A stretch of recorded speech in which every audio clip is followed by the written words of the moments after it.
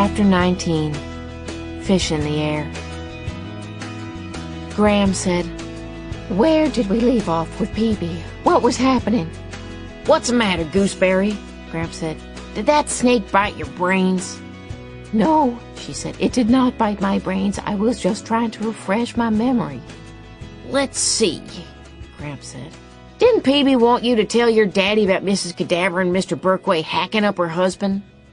"Yes, that is what Phoebe wanted, and it is what I tried to do. One Sunday, when my father was looking through the photo albums, I asked him if he knew much about Mrs. Cadaver. He looked up quickly. "You're ready to talk about Margaret?" he said. "Well, there were a few things I wanted to mention." "I've been waiting to explain," he said. I plunged on. I didn't want him to explain. I wanted to warn him. "Phoebe and I saw her slashing and hacking away at the bushes in her backyard." "Is there something wrong with that?" he asked. I tried another approach. "Her voice is like dead leaves blowing around, and her hair is spooky." "I see," he said. "And there is a man who visits her." "Sal, that sounds like spying." "And I don't think we should go over there anymore." Dad took off his glasses and rubbed them on his shirt for about 5 minutes. Then he said, "Sal, you're trying to catch a fish in the air. Your mother is not coming back." It looked like I was merely jealous of Mrs. Cadaver. There, in the calm light of my father, all those things that Phoebe had said about Mrs. Cadaver seemed foolish. "I'd like to explain about her," my father said. "Oh, never mind. Just forget I mentioned her. I don't need any explanations." Later, when I was doing my homework, I found myself doodling in the margin of my English book.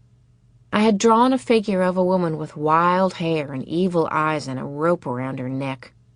I drew a tree, fastened the rope to it, and hung her. The next day at school, I studied Mr. Berkway as he leaped and cavorted about the classroom. If he was a murderer, he certainly was a lively one. I had always pictured murderers as being mopey and sullen. I hoped Mr. Berkway was in love with Margaret Cadaver and would marry her and take her away so that my father and I could go back to Bybanks. What I found most surprising about Mr. Berkway was that he increasingly reminded me of my mother, or at least of my mother before the sadness set in. There was a liveliness to both Mr. Berkway and my mother, and an excitement, a passion for words and for stories. That day, as Mr. Berkway talked about Greek mythology, I started daydreaming about my mother, who loved books almost as much as she loved all her outdoor treasures. She liked to carry little books in her pocket, and sometimes when we were out in the fields, she would flop down in the grass and start reading aloud. My mother especially liked Indian stories. She knew about thunder gods, earth makers, wise crows, sly coyotes, and shadow souls. Her favorite stories were those about people who came back after death as a bird or a river or a horse. She even knew one story about an old warrior who came back as a potato. The next thing I knew, Mr. Berkway was saying, "Right, Phoebe, are you awake? You have the second report." "Report?" Phoebe said. Mr. Berkway clutched his heart. "Ben is doing an oral report on Prometheus this Friday. You're doing one on Pandora next Monday." "Lucky me," Phoebe muttered. Mr. Berkway asked me to stay after class for a minute. Phoebe sent me warning messages with her eyebrows. As everyone else was leaving the room, Phoebe said, "I'll stay with you if you want." "Why?" "Because of him hacking up Mr. Cadaver, that's what. I don't think you should be alone with him." He did not hack me up. Instead, he gave me a special assignment, a mini-journal. "I don't know what that is," I said. Phoebe was breathing on my shoulder. "Mr. Berkway said I should write about something that interested me." "Like what?" I said. "Oh, a place, a room, a person. Don't worry about it too much. Just write whatever comes to mind." Phoebe and I walked home with Mary Lou and Ben. My brain was a mess, what with trying not to flinch whenever Ben brushed against me. When we left Ben and Mary Lou and turned the corner onto Phoebe's street, I wasn't paying much attention. I suppose I was aware that someone was coming along the sidewalk in our direction, but it wasn't until the person was about 3 feet away that I really took notice. It was Phoebe's lunatic, coming toward us, staring right at us. He stopped directly in front of us, blocking our way. "Phoebe Winterbottom, right?" he said to Phoebe. Her voice was a little squeak. The only sound that came out was a tiny "erp." "What's the matter?" he said. He slid one hand into his pocket. Phoebe pushed him, yanked my arm, and started running. "Oh, my God!" she said. "Oh, my God!" I was grateful that we were nearly at Phoebe's house, so if he stabbed us in broad daylight, maybe one of her neighbors would discover our bodies and take us to the hospital before we bled entirely to death. I was beginning to believe he was a lunatic. Phoebe tugged at her doorknob, but the door was locked. Phoebe beat on the door, and her mother suddenly pulled it open. She looked rather pale and shaken herself. "It was locked," Phoebe said. "Why was the door locked?" "Oh, sweetie," Mrs. Winterbottom said. "It's just that I thought that—" She peered around us and looked up and down the street. "Did you see someone? Did someone frighten you?" "It was the lunatic," Phoebe said. "We saw him just now." She could hardly catch her breath. "Maybe we should call the police or tell Dad." I took a good long look at Phoebe's mother. She did not seem capable of phoning the police or Mr. Winterbottom. I think she was more scared than we were. She went around locking all the doors. Nothing more happened that evening, and by the time I went home, the lunatic did not seem quite so threatening. No one called the police, and to my knowledge, Mrs. Winterbottom had not yet told Mr. Winterbottom.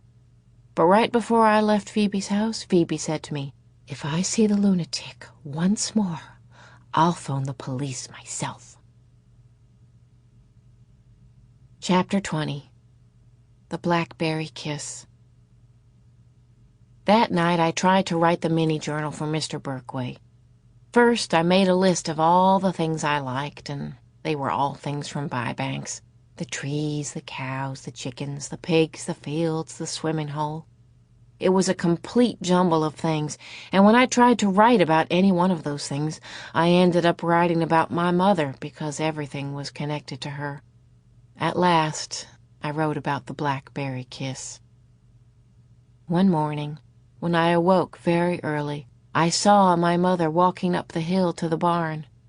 Mist hung about the ground, finches were singing in the oak tree beside the house, and there was my mother, her pregnant belly sticking out in front of her.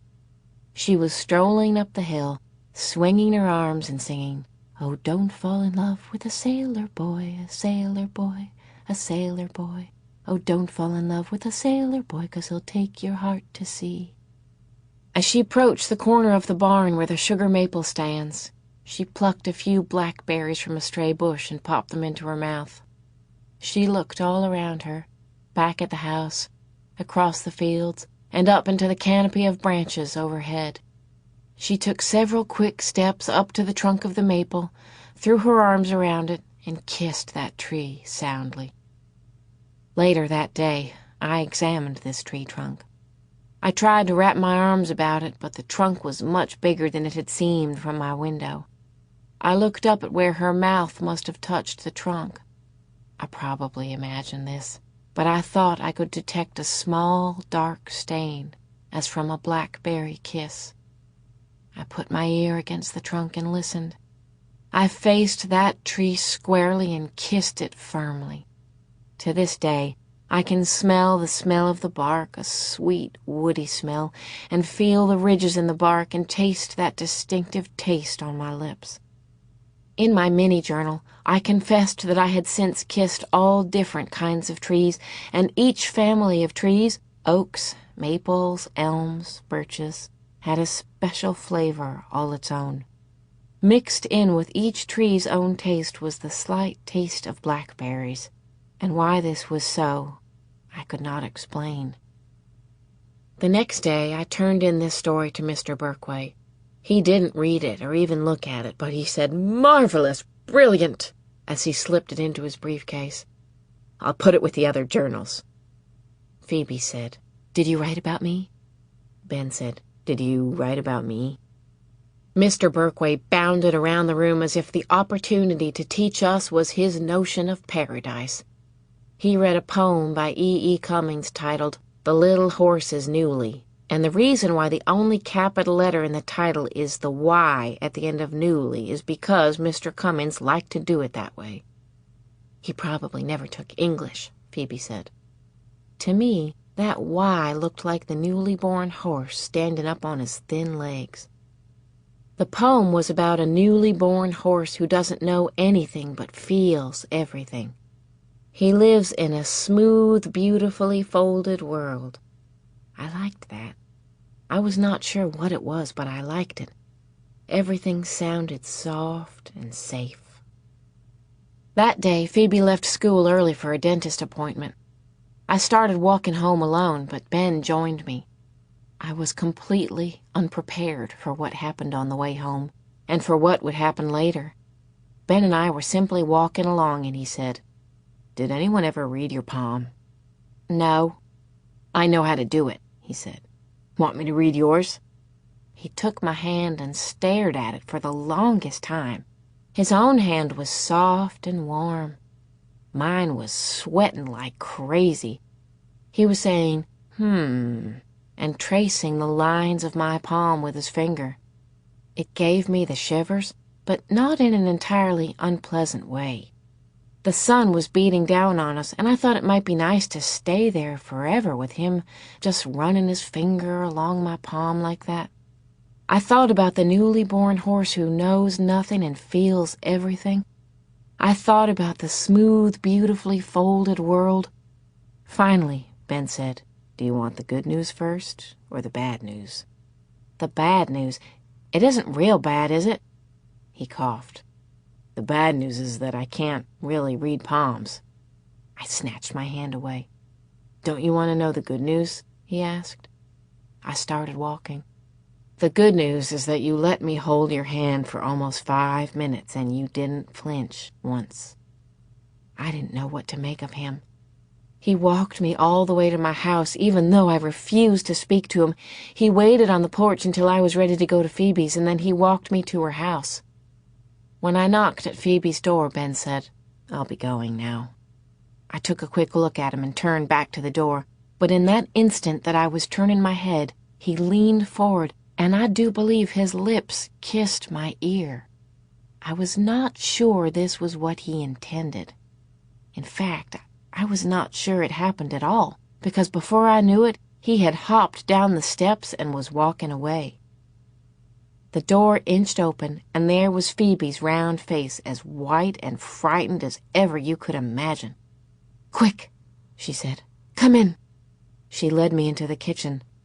On the kitchen table was an apple pie, and beside it there were 3 envelopes, one for Phoebe, one for Prudence, and one for their father.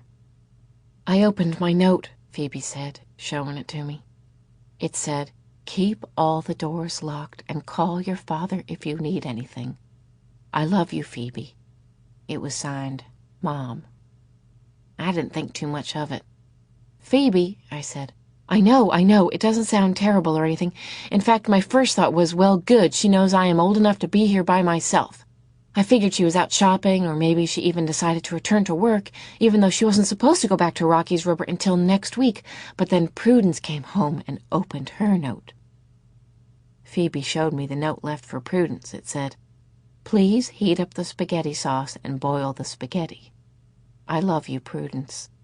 It was signed, Mom. I still didn't think too much of it, but Phoebe was suspicious.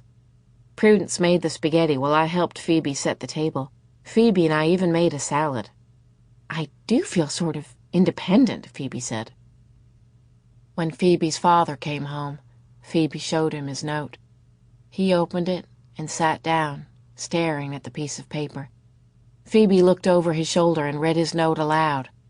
"I had to go away. I can't explain. I'll call you in a few days."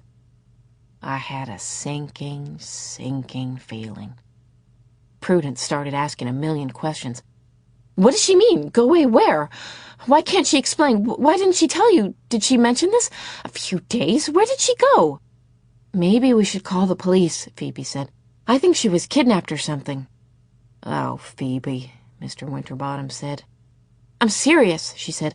Maybe a lunatic came in the house and dragged her off. Phoebe, that is not funny.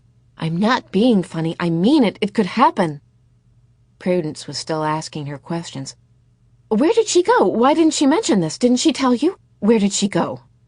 Prudence, I honestly cannot say, her father said. I think we should call the police, Phoebe repeated. Phoebe, if she was kidnapped, would the lunatic, as you say, allow her to sit down and write these notes? He stood up and removed his coat and said, Let's eat.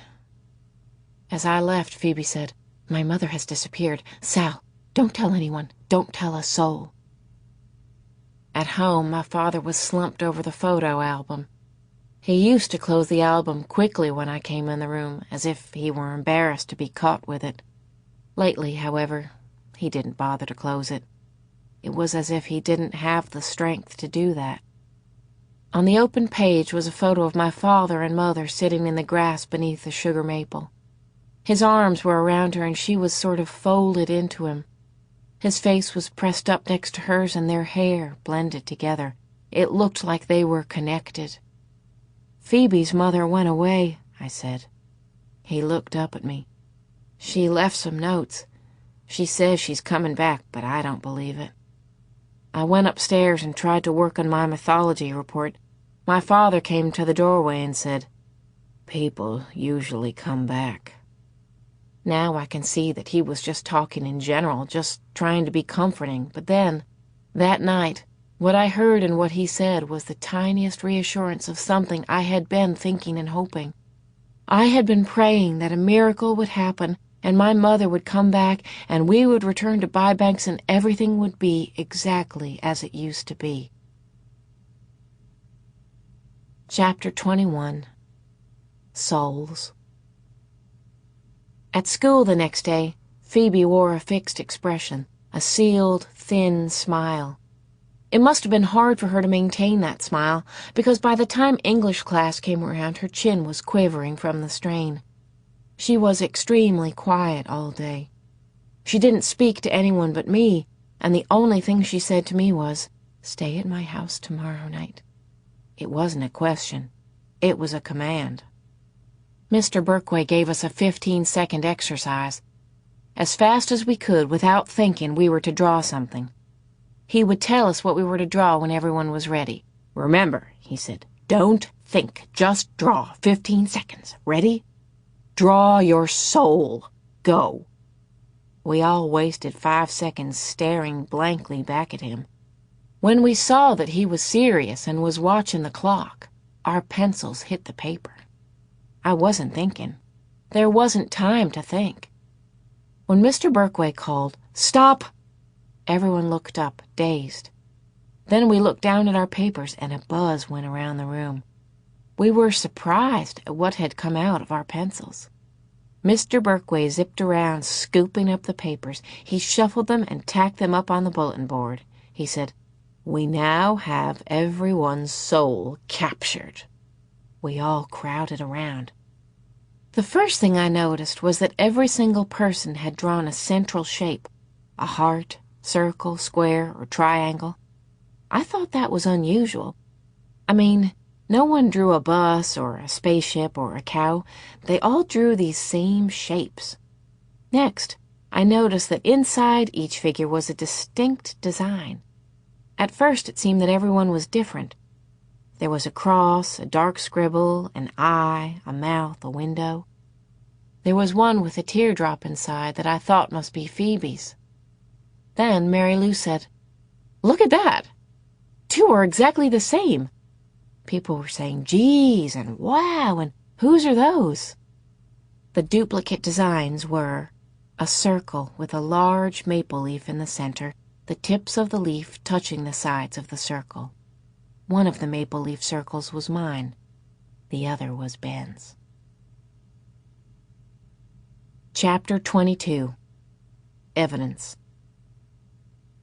I spent the next night at Phoebe's house, but I could hardly sleep.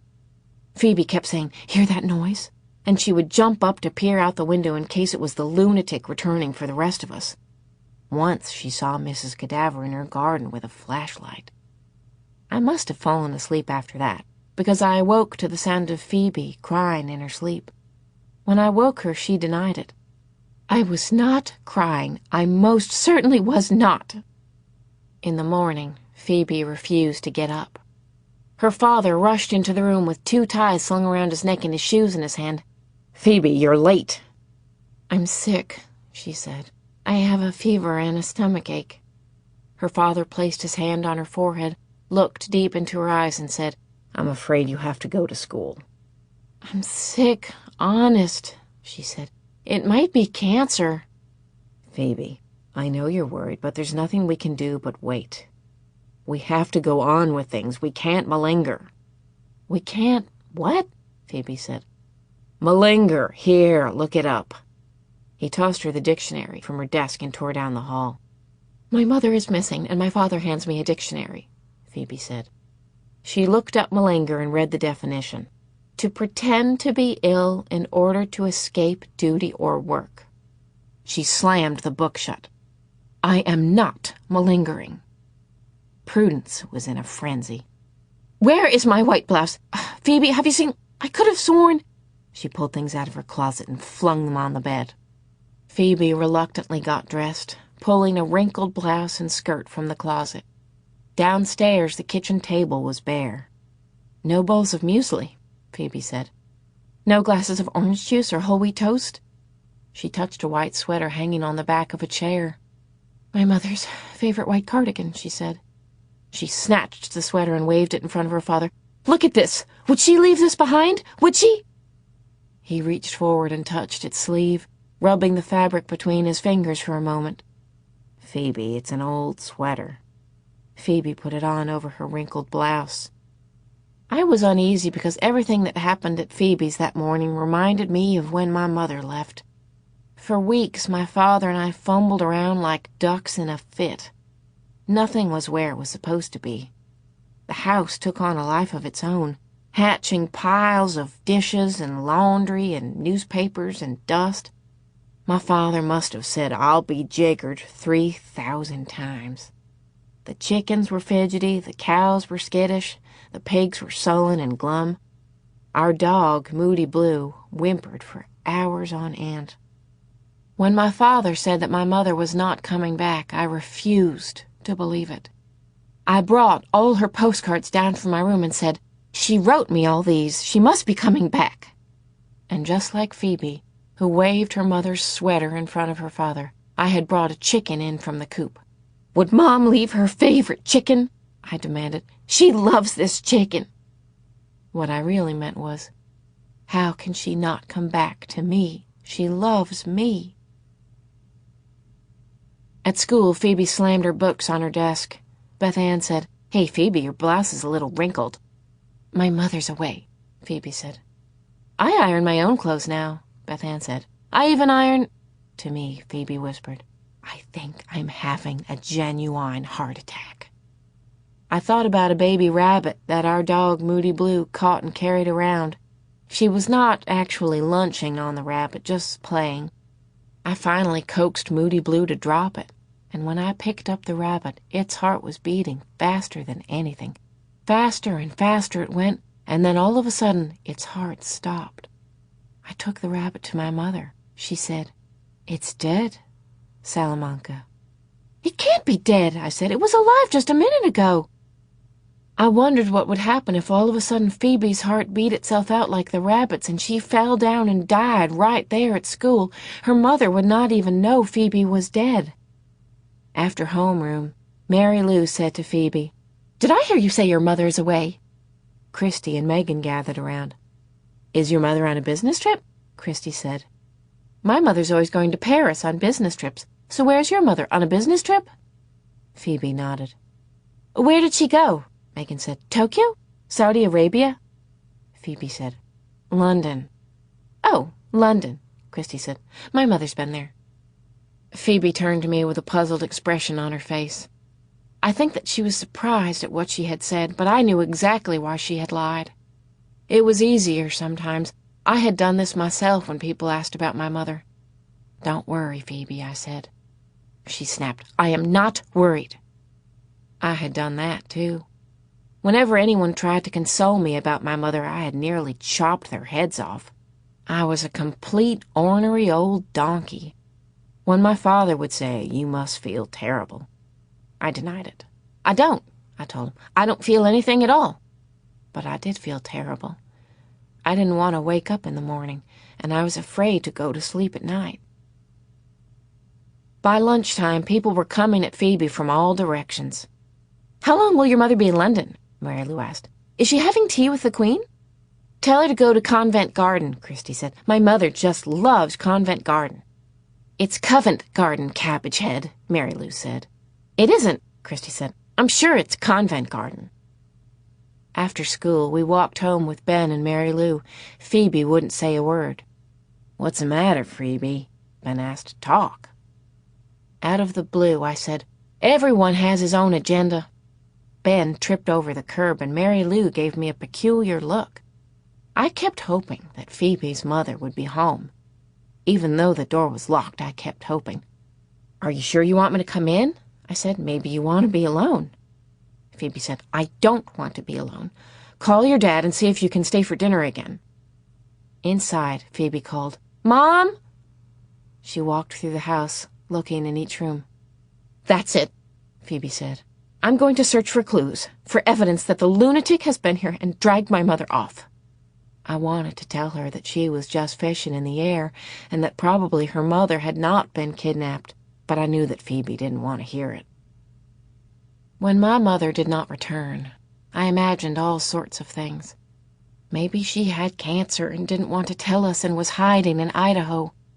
Maybe she got knocked on the head and had amnesia and was wandering around Lewiston, not knowing who she really was or thinking she was someone else. My father said, "She does not have cancer, Sal. She does not have amnesia. Those are fishes in the air." But I didn't believe him. Maybe he was trying to protect her, or me. Phoebe prowled through the house, examining the walls and carpet, searching for bloodstains. She found several suspicious spots and unidentifiable hair strands. Phoebe marked the spots with pieces of adhesive tape and collected the hairs in an envelope. Prudence was in a lather when she came home. "I made it," she said. "I made it!" She was jumping all about. "I made cheerleading." When Phoebe reminded her that their mother had been kidnapped, Prudence said, "Oh, Phoebe, Mom wasn't kidnapped." She stopped jumping and looked around the kitchen. "So what are we supposed to have for dinner?" Phoebe rummaged around in the cupboards. Prudence opened the freezer compartment and said, "Look at this." For a terrible moment, I thought she had found some chopped-up body parts in there. Maybe, just maybe, Phoebe was right. Maybe a lunatic had done away with her mother. I couldn't look. I could hear Prudence moving things in the freezer. At least she wasn't screaming. There were no body parts in the freezer. Instead, stacked neatly, were plastic containers, each with a note attached. "Brock Len Cass, 3:50, 1 hour," Prudence read, and Mac Chi, 3:25, 45 minutes, and on and on and on. "What's Brock Len Cass?" I said. Phoebe pried open the lid. Inside was a green and yellow hardened mass. "Broccoli and lentil casserole," she said. When their father came home and was surprised to see dinner on the table, Prudence showed him the freezer contents. He said. At dinner, we all ate quietly. "I don't suppose you've heard anything from Mom?" Prudence asked her father. "Not yet," he said. "I think we should call the police," Phoebe said. "Phoebe." "I'm serious. I found some suspicious spots." Phoebe pointed toward 2 adhesive-taped areas beneath the dining room table. "What's that tape doing down there?" he asked. Phoebe explained about the potential blood spots. "Blood?" Prudence said. She stopped eating. Phoebe pulled out the envelope and emptied the hair strands on the table. "Strange hairs," Phoebe explained. Prudence said, Ugh! Mr. Winterbottom tapped his fork against his knife. Then he stood up, took Phoebe's arm, and said, "Follow me." He went to the refrigerator, opened the freezer compartment, and indicated the plastic containers. "If your mother had been kidnapped by a lunatic, would she have had time to prepare all these meals?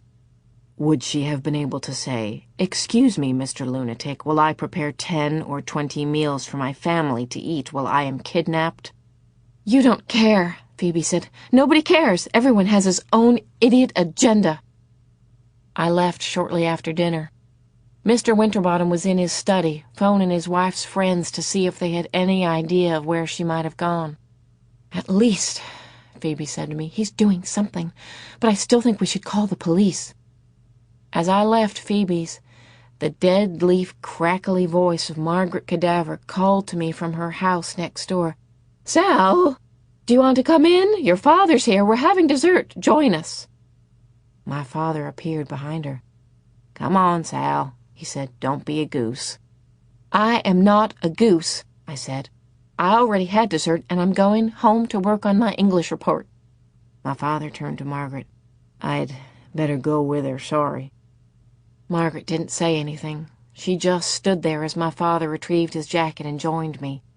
I knew it was mean, but I felt as if I had won a little victory over Margaret Cadaver. On the way home, when Dad asked if Phoebe's mother had come back yet, I said, "No, Phoebe thinks a lunatic has carried her off." "A lunatic? Isn't that a bit far-fetched?" "That's what I thought at first. But you never know, do you? I mean, it could happen. There could actually be a lunatic who—" "Sal."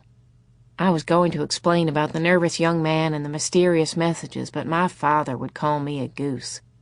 Instead, I said, "How do you know that someone, not exactly a lunatic, but just someone, didn't make Mom go to Idaho? Maybe it was blackmail." "Sal, your mother went because she wanted to go." "We should have stopped her."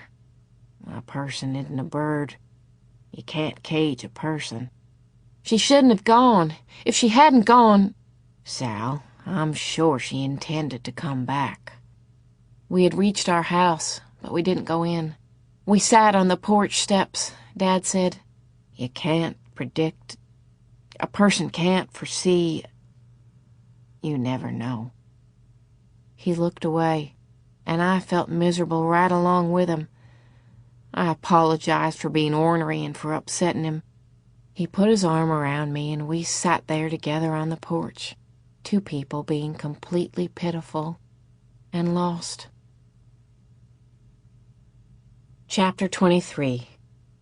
The Badlands. Gramp said, "How's your snake leg, Gooseberry?" He was worried about Gram, but less about her leg than her raspy breathing. "We'll stop in the Badlands, okay?" Gram merely nodded. The closer we got to the Badlands, the more wicked were the whispers in the air. "Slow down, slow, slow, slow." "Maybe we shouldn't go to the Badlands," I suggested. "What? Not go? Of course we should go," Gramps said. "We're almost there. It's a national treasure." My mother must have traveled on this road. What was she thinking when she saw that sign, or that one, when she reached this spot in the road? My mother did not drive. She was terrified of cars. "I don't like all that speed," she said. "I like to be in control of where I'm going and how fast I'm going." When she said she was going all the way to Lewiston, Idaho on a bus, my father and I were astonished. I could not imagine why she had chosen Idaho.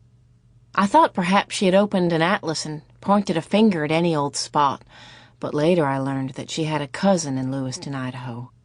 "I haven't seen her for 15 years, my mother said, "and that's good because she'll tell me what I'm really like." "I could tell you that, sugar," my father said. "No, I mean before I was a wife and a mother. I mean underneath where I am Chanhassen."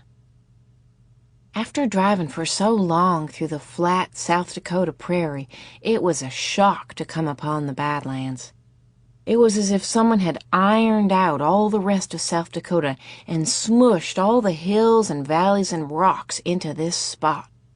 Smack in the middle of the flat plains were jagged peaks and steep gorges. Above was the high blue sky, and below were the pink and purple and black rocks. You can stand right on the edge of the gorges and see down, down into the most treacherous ravines lined with sharp, rough outcroppings. You expect to see human skeletons dangling here and there. Graham tried to say huzzah, huzzah, but she could not breathe well. Huzz, she rasped. Gramps placed a blanket on the ground so that she could sit and look. My mother sent 2 postcards from the Badlands. One of them said, "Salamanca is my left arm. I miss my left arm." I told Graham and Gramps a story that my mother had told me about the high sky, which looked higher here than anywhere else I had been. Long ago, the sky was so low that you might bump your head on it if you were not careful, and so low that sometimes people disappeared right up into it. People got a little fed up with this, so they made long poles, and one day they all raised their poles and pushed. They pushed the sky as high as they could. "And looky there," Gramps said. "They pushed so good the sky stayed put." While I was telling this story, a pregnant woman stood nearby, dabbing at her face with a tissue. "That woman looks world-weary," Gramps said. He asked her if she would like to rest on our blanket. "I'll go look around," I said. Pregnant women frightened me. When my mother first told me she was pregnant, she added, "At last, we really are going to fill this house up with children." At first, I didn't like the idea. What was wrong with having just me? My mother, my father, and I were our own little unit. As the baby grew inside her, my mother let me listen to its heartbeat and feel it kicking against her, and I started looking forward to seeing this baby. I hoped it would be a girl, and I would have a sister. Together, my father and mother and I decorated the nursery. We painted it sparkling white and hung yellow curtains. My father stripped an old dresser and repainted it. People gave us the tiniest baby clothes. We washed and folded each shirt, each jumpsuit, each sleeper. We bought fresh, new cloth diapers because my mother liked to see diapers hanging on the line outside. The one thing we could not do was settle on a name. Nothing seemed quite right. Nothing was perfect enough for this baby. My father seemed more worried about this than my mother. "Something will come to us," my mother said. "The perfect name will arrive in the air one day." 3 weeks before the baby was due, I was out in the woods beyond the farthest field. My father was in town on errands. My mother was scrubbing the floors. She said that scrubbing the floors made her back feel better. My father didn't like her to do this, but she insisted. My mother was not a fragile, sickly woman. It was normal for her to do this sort of thing. In the woods, I climbed an oak, singing my mother's song, "Oh, don't fall in love with a sailor boy, a sailor boy, a sailor boy." I climbed higher and higher, "Don't fall in love with a sailor boy." Then the branch I stepped on snapped, and I grabbed out at another, but it was dead and came away in my hands. I fell down, down, as if I were in slow motion. I saw leaves. I knew I was falling. When I came to, I was on the ground with my face pressed into the dirt. My right leg was twisted beneath me, and when I tried to move, it felt as if sharp needles were shooting all up and down my leg. I tried to drag myself across the ground, but the needles shot up to my brain and made everything black. There was a walloping buzzing in my head. I must have passed out again, because the next time I opened my eyes, the woods were darker and the air was cooler. I heard my mother calling. Her voice was distant and faint, coming, I thought, from near the barn. I answered, but my voice was caught in my chest. My mother found me and carried me back through the woods, across the fields, and down the long hill to the house. She called my grandparents to come take us to the hospital. It took forever just to get a cast, and by the time we got home, we were all exhausted. My father felt awful that he had been away and fussed over both of us constantly. The baby came that night. I heard my father telephoning the doctor. "She won't make it," he said. "It's happening now, right now." On my new crutches, I tottered down the hall. My mother was sunk into the pillow, sweating and groaning. "Something's wrong," she said to my father. She saw me standing there and said, "You shouldn't watch. I don't think I'm very good at this." In the hallway outside her room, I lowered myself to the floor. The doctor came. My mother screamed just once, one long, mournful wail, and then it was quiet. When the doctor carried the baby out of the room, I asked to see it. It had a pale, bluish tinge, and there were marks on its neck where the umbilical cord had strangled it. "It might have been dead for hours," the doctor told my father. "I just can't say exactly." "Was it a boy or a girl?" I asked. The doctor whispered his answer. "A girl." I asked if I could touch her. She was still a little warm from being inside my mother. She looked so sweet and peaceful, all curled up, and I wanted to hold her, but the doctor said that was not a good idea.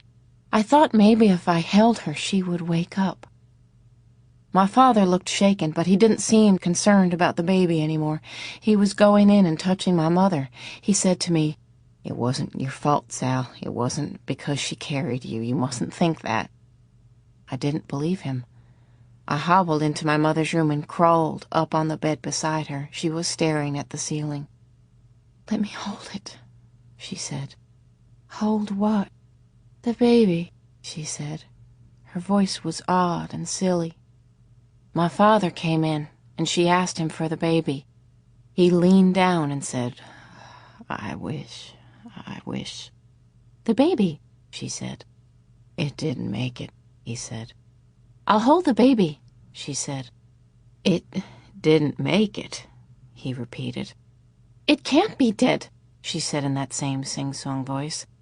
"It was alive just a minute ago." I slept beside her until I heard her calling my father. When he turned on the light, I saw the blood spread out all across the bed. It had soaked the sheets and the blanket. It had soaked into the white plaster of my cast. An ambulance came and took her and my father away. Gram and Gramps came to stay with me. Gram took all the sheets and boiled them. She scrubbed the blood from my cast as best she could, but a dark pink stain remained. My father came home from the hospital briefly the next day. "We should name the baby anyway," he said. "Do you have any suggestions?" The name came to me from the air. "Tulip," I said. My father smiled. "Your mother will like that. We'll bury the baby in the little cemetery near the aspen grove, where the tulips come up every spring." My mother had 2 operations in the next 2 days. She wouldn't stop bleeding. Later, my mother said, "They took out all my equipment." She would not have any more babies. I sat on the edge of a gorge in the Badlands, looking back at Gram and Gramps and the pregnant woman on the blanket. I pretended that it was my mother sitting there, and she would still have the baby and everything would be the way it was supposed to be. And then I tried to imagine my mother sitting here on her trip out to Lewiston, Idaho. Did all the people on the bus get out and walk around with her, or did she sit by herself like I was doing? Did she sit here in this spot? And did she see that pink spire? Was she thinking about me? I picked up a flat stone and sailed it across the gorge where it hit the far wall and plummeted down, down, careening off the jagged outcroppings. My mother once told me the Blackfoot story of Napi, the old man who created men and women. To decide if these new people should live forever or die, Napi selected a stone. "If the stone floats," he said, "you will live forever. If it sinks, you will die." Napi dropped the stone into the water. It sank. People die. "Why did Napi use a stone?" I asked. "Why not a leaf?" My mother shrugged. "If you had been there, you could have made the rock float," she said. She was referring to my habit of skipping stones across the water. I picked up another rock and sailed it across the gorge, and this one, too, hit the opposite wall and fell down and down and down. It was not a river. It was a hole. What did I expect? Chapter 24. Birds of Sadness. As we were leaving the Badlands, Gramps swore at a driver who cut us off. Usually when Gramps cussed like this, Graham threatened to go back to the Egg Man. I don't know that whole story, just that one time when Gramps was cussing up a storm, Graham ran off with the man who regularly bought eggs from Gramps. Graham stayed with the Eggman for 3 days and 3 nights, until Gramps came to get her and promised he wouldn't swear anymore. I once asked Graham if she would really go back to the Eggman if Gramps cussed too much. She said, "Don't tell your grandfather, but I don't mind a few hells and damns. Besides, that Eggman snored to beat the band." "So you didn't leave Gramps just because of the cussing?" "Salamanca, I don't even remember why I did that. Sometimes you know in your heart you love someone, but you have to go away before your head can figure it out." That night, we stayed at a motel outside of Wall, South Dakota. They had 1 room left with only 1 bed in it, but Gramps was tired, so he said it would do. The bed was a king-size waterbed. "Gaw dang," Gramps said. "Looky here." When he pressed his hand on it, it gurgled. "Looks like we'll have to float on this raft together tonight." Graham flopped down on the bed and giggled. "Huzz, huzz," she said in her raspy voice. She rolled into the middle. "Huzz, huzz." I lay down next to her, and Gramps tentatively sat down on the other side. "Whoa," he said. "I do believe this thing's alive." The 3 of us lay there sloshing around as Gramps turned this way and that. "Gaw darn," he said. Tears were streaming down Graham's face, she was giggling so hard. Gramps said, "Well, this ain't our marriage bed." That night, I dreamed that I was floating down a river on a raft with my mother. We were lying on our backs looking up at the high sky. The sky moved closer and closer to us. There was a sudden popping sound, and then we were up in the sky. Mama looked all around and said, "We can't be dead. We were alive just a minute ago." In the morning, we set out for the Black Hills and Mount Rushmore, hoping to be there by lunchtime. No sooner were we in the car than Gramps said, "So, what happened to Peebee's mother, and did Peebee get any more of those messages?" "I hope everything turned out all right," Graham said. "I'm a little worried about Peebee." On the day after Phoebe showed her father the suspicious spots and the unidentifiable hair strands, another message appeared. You can't keep the birds of sadness from flying over your head, but you can keep them from nesting in your hair. Phoebe brought the message to school to show me. "The lunatic again," she said. "If he's already kidnapped your mother, why would he still be leaving messages?" "They're clues," she said. At school, people kept asking Phoebe about her mother's business trip to London. She tried to ignore them, but it wasn't always possible. She had to answer some of the time. When Megan asked Phoebe what sights her mother had seen, Phoebe said, "Buckingham Palace." "Of course," Megan nodded knowingly.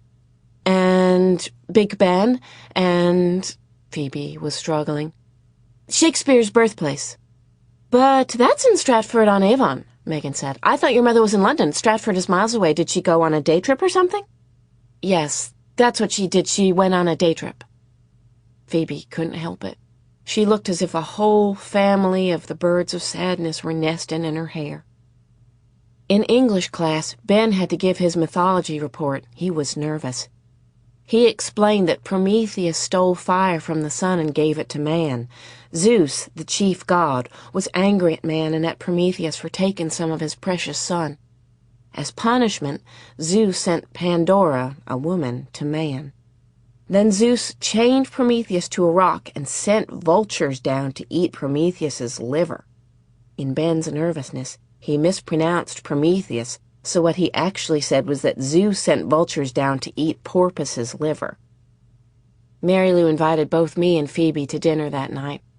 When I phoned my father, he did not seem to mind, and I knew he wouldn't. All he said was, "That'll be nice for you, Sal. Maybe I'll go eat over at Margaret's." Chapter 25. Cholesterol. Dinner at the Finneys was an experience. When we arrived, Mary Lou's brothers were running around like crazed animals, jumping over the furniture and tossing footballs. Mary Lou's older sister, Maggie, was talking on the telephone and plucking her eyebrows at the same time. Mr. Finney was cooking something in the kitchen with the help of 4-year-old Tommy. Phoebe whispered, "I am not too optimistic about the possibilities of this meal." When Mrs. Finney straggled in the door at 6 o'clock, Tommy and Dougie and Dennis tugged at various parts of her, all of them talking at once. "Look at this," and "Mom, Mom, Mom," and "Me first." She made her way into the kitchen, trailing all three of them like a fishhook that has snagged a tangle of old tires and boots and other miscellaneous rubbish. She gave Mr. Finney a sloppy kiss on the lips, and he slipped a piece of cucumber into her mouth. Mary Lou and I set the table, although I think it was largely a wasted effort. Everyone descended on the table in a chaotic flurry, knocking over glasses and sending forks onto the floor and picking up plates, which did not match, Phoebe pointed out to me, and saying, "That's my plate," and "I want the daisy plate," and "Give me the blue," and "It's my turn for the blue plate." Phoebe and I sat between Mary Lou and Ben. In the center of the table was a whomping platter of fried chicken. Phoebe said, "Chicken? Fried? I can't eat fried foods. I have a sensitive stomach." She glanced at the 3 pieces of chicken on Ben's plate. "You really shouldn't eat that, Ben. Fried foods aren't good for you. First of all, there's the cholesterol." Phoebe removed 2 pieces of chicken from Ben's plate and put them back on the serving platter. Mr. Finney coughed. Mrs. Finney said, "You're not going to eat the chicken then, Phoebe?" Phoebe smiled. "Oh, no, Mrs. Finney. I couldn't possibly. Actually, Mr. Finney shouldn't be eating it either. I don't know if you're aware of this, but men should really be careful about their cholesterol." Mr. Finney stared down at his chicken. Mrs. Finney was rolling her lips around peculiarly. By this time, the beans had been passed to Phoebe. "Did you put butter on these beans, Mrs. Finney?" "Yes, I did. Is there something wrong with butter?" "Cholesterol," Phoebe said. "Cholesterol in the butter." "Ah," Mrs. Finney said. "Cholesterol." She looked at her husband. "Be careful, dear. There's cholesterol on the beans." I stared at Phoebe. I am sure I was not the only one in the room who wanted to strangle her. Ben pushed his beans to one side of his plate. Maggie picked up a bean and examined it. When the potatoes came around, Phoebe explained that she was on a diet and could not eat starch. The rest of us looked glumly down at our plates. There was nothing at all on Phoebe's plate. Mrs. Finney said, "So, what do you eat, Phoebe?" "My mother makes special vegetarian meals. Low-calorie and no cholesterol. We eat a lot of salads and vegetables. My mother's an excellent cook." She never mentioned the cholesterol in all those pies and brownies her mother made. I wanted to jump up and say, "Phoebe's mother has disappeared, and that is why Phoebe is acting like a complete donkey." But I didn't. Phoebe repeated, "A truly excellent cook." "Marvelous," Mrs. Finney said. "And what do you propose to eat tonight? I don't suppose you have any unadulterated vegetables?" "Unadulterated?" Mrs. Finney said. "It means unspoiled, without any butter or stuff added." "I know what it means, Phoebe," Mrs. Finney said. "I can eat unadulterated vegetables. Or if you have any red bean salad handy, or stuffed cabbage leaves, broccoli and lentil casserole, macaroni and cheese, vegetarian spaghetti." One by one, everyone at the table turned to stare at Phoebe. Mrs. Finney got up from the table and went into the kitchen. We heard her opening and closing cupboards. She returned to the doorway. "Muesli?" she asked Phoebe. "Can you eat muesli?" Phoebe said, "Oh, yes, I eat muesli for breakfast." Mrs. Finney disappeared again and returned with a bowl of dried-up muesli and a bottle of milk. "For dinner?" Phoebe asked. She gazed down at the bowl. "I usually eat it with yogurt on it, not milk," she said. Mrs. Finney turned to Mr. Finney. "Dear, did you buy yogurt this week?" "Blasted, how could I forget the yogurt?" Phoebe ate her dried-up muesli without milk. All through dinner, I kept thinking of Buy Banks and what it was like when we went to my grandparents' house for dinner. There were always tons of people, relatives and neighbors, and lots of confusion. It was a friendly sort of confusion, and it was like that at the Finneys.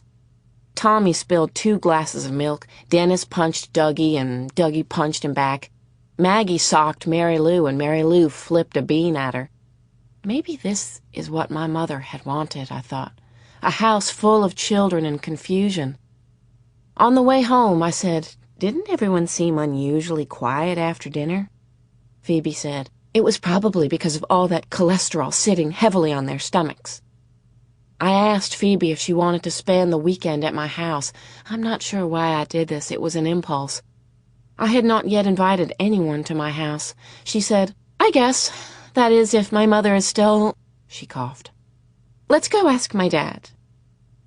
In the kitchen, her father was washing the dishes. He was wearing a frilly apron over his white shirt and tie. "You're supposed to rinse the soap off," Phoebe said. "And is that cold water you're using? You're supposed to use really, really hot water to kill the germs." He didn't look at Phoebe. I thought maybe he was embarrassed to be caught doing the dishes. "You've probably washed that plate enough," Phoebe said. He had been rubbing it around and around with the dishcloth. He stopped and stared down at the plate. I could practically see the birds of sadness pecking at his head, but Phoebe was busy swatting at her own birds. "Did you call all of Mom's friends?" Phoebe asked. "Phoebe," he said, "I'm looking into it. I'm a little tired. Do you mind if we don't discuss this now?" "But don't you think we should call the police?" "Phoebe." "Sal wants to know if I can spend the weekend at her house." "Of course," he said. "But what if Mom comes back while I'm at Sal's? Will you call me? Will you let me know?" "Of course." "Or what if she telephones? Maybe I should stay home. I think I should be here if she calls." "If she telephones, I'll have her call you at Sal's," he said. "But if we don't have any news by tomorrow," Phoebe said, "we should definitely call the police. We've waited too long already. What if she's tied up somewhere and waiting for us to rescue her?" At home that night, I was working on my mythology report when Phoebe called. She was whispering. When she went downstairs to say goodnight to her father, he was sitting in his favorite chair staring at the television, but the television wasn't on. If she did not know her father better, she would have thought he had been crying. "But my father never cries," she said. Chapter 26. Sacrifices. The weekend was unbelievably long. Phoebe arrived with her suitcase on Saturday morning. I said, "Golly, Phoebe, are you planning to spend a month here?" When I took her up to my room, she asked if she was going to be sharing the room with me. "Why, no, Phoebe," I said. "We built a whole new extension just for you." "You don't have to be sarcastic," she said. I was only teasing, Phoebe. "But there's only one bed." "Good powers of observation, Phoebe." "I thought you might be sleeping downstairs on the couch. People usually try to make their guests comfortable." She looked around my room. "We're going to be a little crowded in here, aren't we?" I did not answer. I did not bash her over the head. I knew why she was acting this way. She sat down on my bed and bounced on it a couple times. "I guess I'll have to get used to your lumpy mattress, Sal. Mine is very firm. A firm mattress is much better for your back. That's why I have such good posture. The reason you slouch is probably because of this mattress." "Slouch?" I said. "Well, you do slouch, Sal. Look in the mirror sometime." She mashed on my mattress. "Don't you know anything about having guests? You're supposed to give your guests the best that you have. You're supposed to make some sacrifices, Sal." That's what my mother always says. She says, "In life, you have to make some sacrifices." "I suppose your mother made a great sacrifice when she took off," I said. I couldn't help it. She was really getting on my nerves. "My mother didn't take off. Someone kidnapped her. She is undergoing tremendous sacrifice at this very moment in time." She started unpacking. "Where shall I put my things?" When I opened up the closet, she said, "What a mess! Do you have some extra hangers? Am I supposed to leave my clothes jammed up in a suitcase all weekend? A guest is supposed to have the best. It is only courtesy, Sal. My mother says—" I know. Sacrifice. 10 minutes later, Phoebe mentioned that she was getting a headache. It might even be a migraine. My aunt's foot doctor used to get migraines, only they turned out not to be migraines at all. Do you know what they were? What? I said. A brain tumor. Really? I said. Yes, Phoebe said. In her brain. Well, of course it would be in her brain, Phoebe. I figured that out when you said it was a brain tumor. I don't think that's a particularly sympathetic way to speak to someone with a migraine or a potential brain tumor. In my book was a picture of a tree. I drew a round head with curly hair, put a rope around the neck, and attached it to that tree. It went on and on like that. I hated her that day. I didn't care how upset she was about her mother. I really hated her, and I wanted her to leave. I wondered if this was how my father felt when I threw all those temper tantrums. Maybe he hated me for a while. After dinner, we walked over to Mary Lou's. Mr. and Mrs. Finney were rolling around on the front lawn in a pile of leaves with Tommy and Dougie, and Ben was sitting on the porch. I sat down beside him while Phoebe went looking for Mary Lou. Ben said, "Phoebe's driving you crazy, isn't she?" I liked the way he looked right in your eyes when he talked to you. Extensively, I said. I bet Phoebe is lonely. I don't know what came over me, but I almost reached up and touched his face. My heart was thumping so loudly that I thought he would be able to hear it. I went into the house. From the back window, I watched Mrs. Finney climb a ladder placed against the garage. On the roof, she took off her jacket and spread it out. A few minutes later, Mr. Finney came around the back of the house and climbed up the ladder. He took off his jacket and spread it out next to her. He lay down on the roof and put his arm around her. He kissed her. On the roof, in the wide, open air, they lay there kissing each other. It made me feel peculiar. They reminded me of my parents before the stillborn baby, before the operation. Ben came into the kitchen. As he reached into the cupboard for a glass, he stopped and looked at me. Again, I had that odd sensation that I wanted to touch his face, right there on his cheek in that soft spot. I was afraid my hand might just lift up and drift over to him if I was not careful. It was most peculiar. "Guess where Mary Lou is?" Phoebe said when she came in.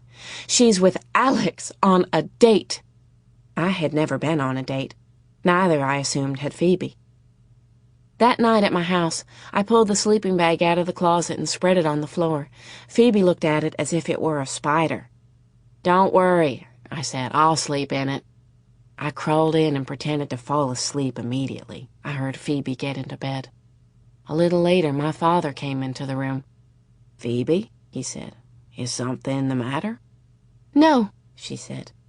"I thought I heard someone crying. Are you okay?" "Yes," she said. "Are you sure?" "Yes." I felt bad for Phoebe.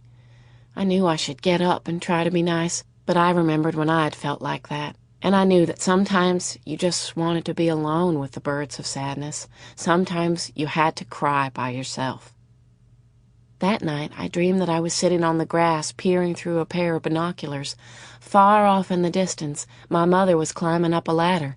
She kept climbing and climbing. It was a thumpingly tall ladder.